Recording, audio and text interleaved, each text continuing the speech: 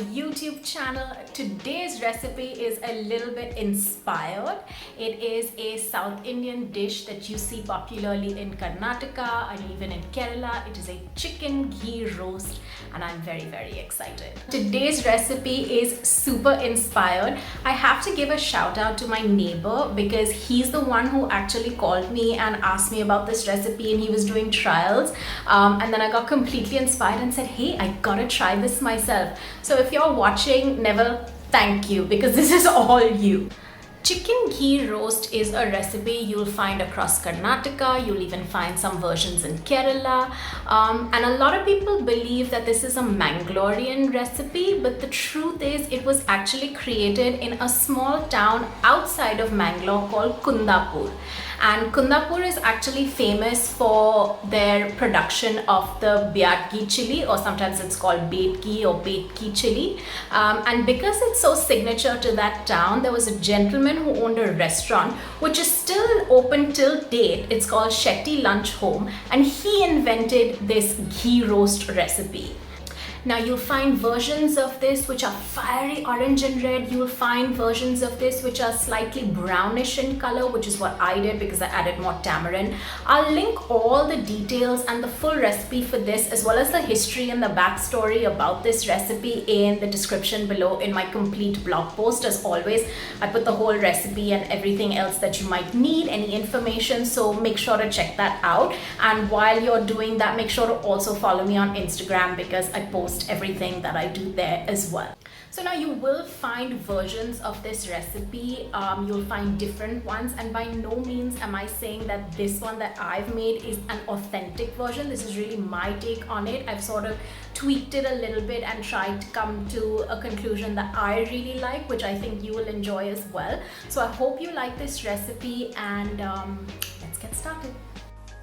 So for this recipe, you're definitely going to need ghee. It is a ghee roast. You're going to need some Betki chilies. If you don't have these, even Kashmiri red chilies will do. A mixture of both will also do. Anything works. You'll need some garlic, some peppercorn, cumin seeds, fenugreek seeds, fennel seeds, and coriander seeds. You'll need all these whole spices. And along with that, you will need a souring agent. I've used tamarind that I've soaked in hot water, but you could also use lime. For the chicken marinade, you're going to need some yogurt, turmeric powder, red chili powder, and salt, and just mix it all together. You'll also need some curry leaves to garnish later. You just mix up all the ingredients for the marination into the yogurt and then smear it all over the chicken, which is your hero ingredient, of course. Mix it all together and let it sit and marinate nicely for about 30 minutes or so. In a pan, just dry roast all your spices, heat them for about 2 to 3 minutes, and then pop them into your mixer grinder jar. To that, you will add your garlic, a little bit of salt, and your tamarind. I've used tamarind and a little bit of the water, so if you want, you can just skip that and use lime juice. Initially, if the paste is a little bit coarse, you want it to be almost smooth like a paste, you'll need to add more water. You can add more of the tamarind water, but it will make it incredibly brown. I've already added too much, so you can see the color here. But you basically want this paste-like consistency, and this is what is oftenly called as the Kundhapur spice mix. This is your base for any ghee roast. You can use this with any of your protein, chicken, prawn, anything else. You can also store this for a while. I have not used the entire paste for this recipe because in fact I thought I used too much. So you can use as little or as much as you want, but I would say 2 tablespoons is more than enough.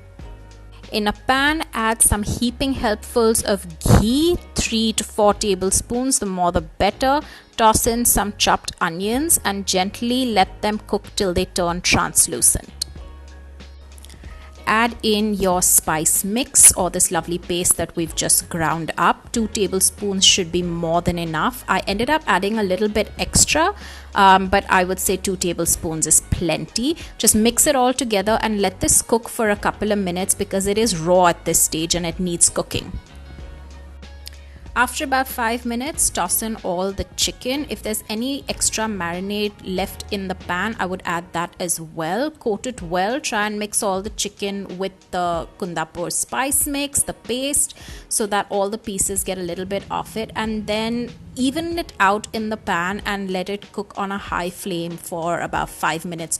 This method of cooking, and you will keep stirring the spice mix into the chicken, is what they commonly refer to as roasting.